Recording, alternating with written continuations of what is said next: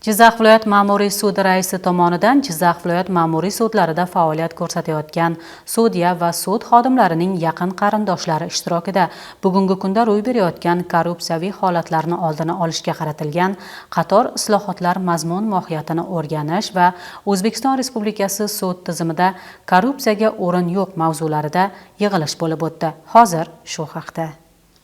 Yig'ilishda O'zbekiston Respublikasi Prezidentining 2025-yil 30-dekabrdagi O'zbekiston Respublikasida korrupsiyaning oldini olish va unga qarshi kurashish tizimini yanada takomillashtirish to'g'risidagi 270-sonli farmonining mazmun mohiyati tushuntirildi. Shuningdek, yig'ilishda korrupsiya bu mansab vakolatlaridan shaxsiy manfaat yo'lida foydalanish, bu illat har qanday jamiyatning rivojlanishiga jiddiy to'sqinlik qilishi, adolatni ta'minlashda jiddiy to'siq bo'lishi, sud organlarida korrupsiyaga yo'l qo'yish jamiyat uchun eng xavfli holatlardan biri hisoblanishini, bu masala odamlarning davlatga bo'lgan ishonchini tobora susayishiga olib kelayotganligi, sud tizimida korrupsiyaga qarshi kurashishga oid chora-tadbirlar ishlab chiqilib kelinayotganligi, lekin shunday bo'lsa-da, ayrim sud sudyalari va sud xodimlari orasida korrupsiyaviy holatlar uchrab turayotganligi, bunday holat nafaqat Oliy sud tizimi uchun, har bir sudya va sud xodimlari uchun ham isnot ekanligi,